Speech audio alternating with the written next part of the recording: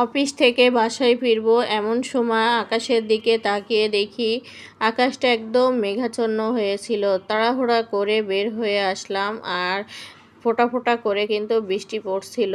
তারপরে তো দৌড়ে এসে স্টাফ বাসে উঠে বাসায় চলে আসলাম।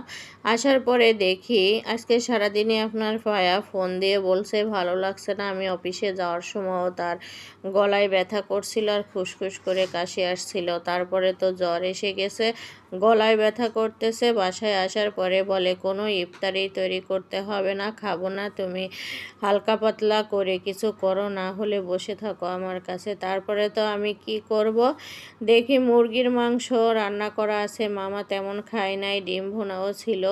তারপরে আমি হলো কি করব ভাবছিলাম, পরে মনে হলো যে না, মুরগির মাংস যখন আছে তাহলে রুটি বানিয়ে নিই, তা দিয়েই সবাই ইফতারি করে নেবে। শরবত বানিয়ে নিল আমার বড় ছেলে, খেজুর আর রুটি দিয়ে মুরগির মাংস দিয়েই সবাই ইফতার করে নিল। তারপরে তো ইফতার করার পরে আমি ঝটপট করে রান্না করে নিচ্ছিলাম, মানে সন্ধ্যা রাতের জন্য আর সেহেরির জন্য।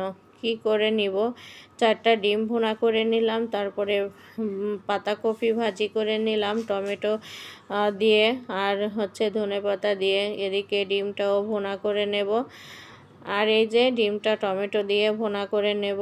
আবার রান্না করে নেব একটু সবুজ শাক ভাজি করে নেব, আর মাছ ভুনা করে নেব টমেটো দিয়ে। সবই আজকে টমেটো দিয়ে ভুনা করে নেব, আর বাঁধাকপি ভাজি আর সবুজ শাক ভাজি, এগুলোই রান্না করে নেব 2 রাতে খাবার জন্য। তারপরে তো এই যে গোটা গোটা কিউব করে কেটে নিয়েছিলাম টমেটো, সেগুলো বাঁধাকপির উপরে দিয়ে দিলাম। আলু, বাঁধাকপি আর টমেটো দিয়ে ভাজি করে নেব। দেখতে দেখতে রহমতের 10টি রোজা চলে গেল, মাগফিরাতের 2টিও চলে গেল। কিন্তু এবার রোজা থাকতে তেমন কোনো কষ্টই হচ্ছে না।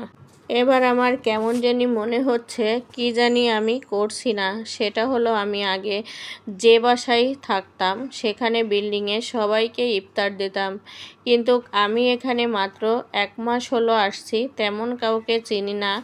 এখনও পর্যন্ত আমার কারোর সাথে কথা হয় নাই, কারণ ব্যস্ত থাকি। তারপর এ মাস মামা আসে অসুস্থ, তাকে নিয়ে দৌড়াদৌড়ি ব্যস্ত সময় পার করছি। সবাইকে ইফতার খাওয়ানোর মধ্যে অনেক তৃপ্তি পাওয়া যায়। আমরা ছোটোবেলায় দেখতাম, এমনকি বড় বেলায়ও দেখেছি, আমার মা সবাইকে রোজা মাসে ইফতারি দিত। আমরা নিয়ে সবার বাড়ি বাড়ি দিয়ে আসতাম, অনেক ভালো লাগতো। আমরা কিন্তু তাদের কাছ থেকে এগুলো শিখেছি। আমিও চাই আমার বাচ্চারাও এগুলো শিখবে, তারাও বড় হলে করবে। বাচ্চারা তো কিন্তু পরিবার থেকে এগুলো শেখে, তাই না? তারপরে যে আপনাদের সাথে একটু গল্প করতে করতে ডিমটাও ভুনা করে নিচ্ছি পেঁয়াজ দিয়ে, ধনেপাতা, টমেটো দিয়ে যে ডিমটা ভুনা করে নিলাম।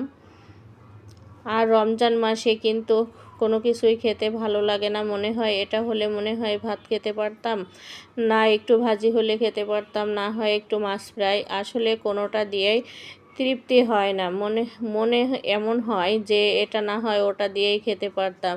এই যে সবুজ শাক ভাজি করে নিচ্ছিলাম অল্প করে, সবুজ শাকটাও সিদ্ধ হয়ে গেল, এখন তেলে দিয়ে দেব। এই যে বেশি করে পেঁয়াজ রসুন দিয়ে শাকটা তেলে দিয়ে দিলাম, আর শাকটা কিন্তু অনেক ভালো ছিল, নরম হয়ে গেল একদম। এখন আমি শাকটা ভেজে নিয়ে তারপরে আমি মাছ কেটে ধুয়ে নিয়েছি, এগুলো গ্রেভি গ্রেভি করে মশলা দিয়ে ভুনা করে নেব। আমার প্রিয় ভাই ও বোনেরা, দেখতে দেখতে কিন্তু আমরা 1টি মাস রোজা পার করে ফেলবো।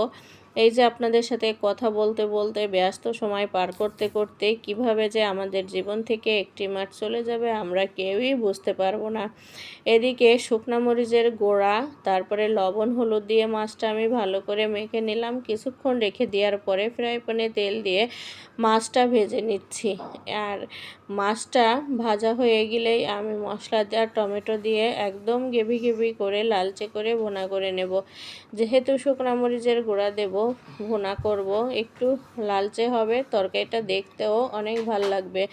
মাছ তুলে নিয়ে ওই তেলের ভিতরে পেঁয়াজ দিয়ে ভালো করে নেড়েচেড়ে নিলাম। তারপরে বেটে রাখা আদা, রসুন আর জিরা এগুলো দিয়ে দিলাম, কয়েকটা কাঁচামরিচও বেটে দিয়েছি। যাতে তরকারির কালারটা দুর্দান্ত আসে। তারপরে কিউব করে কেটে রাখা টমেটোগুলো দিয়ে দিলাম মশলার ভিতরে, ভালো করে কষিয়ে নিয়ে এখন টমেটো দিয়ে মশলাটা আবার ভালো করে কষিয়ে নেব। যখন মশলার উপর দিয়ে তেল বেরিয়ে আসবে তখন আমি মাছগুলো দিয়ে দেব। আর মাছগুলো দিয়ে কিছুক্ষণ নাড়াচাড়া করে সামান্য পরিমাণে একটু পানি দিয়ে দেব, গরম পানি। তারপরে তো অল্প কিছুক্ষণের মধ্যে আমার মাছ ভুনাটা হয়ে যাবে। আর এমন তরকারি রান্না করতে একদমই কম সময় লাগে। আজকে যেহেতু আমার রান্না করতে ভালো লাগছিল না, আপনার ভাইয়ের শরীরটাও ভালো না, সব কিছু মিলাইয়েই মানে খুব তাড়াতাড়ি যাতে রান্না হয়ে যায় সেভাবেই রান্নাটা করে নিলাম। আমার প্রিয় ভাই ও বোনেরা, আমার ভিডিওটি শুরু থেকে শেষ পর্যন্ত দেখবেন। আমার ভিডিওর কোনো অংশ যদি আপনাদের কাছে একটু হলেও ভালো লেগে থাকে তাহলে আমার চ্যানেলটি সাবস্ক্রাইব করে আমার পাশে থেকে যাবেন, পাশে থাকা বেল আইকন অন করে রাখবেন। সবাই ভালো থাকবেন, সুস্থ থাকবেন। আল্লাহ।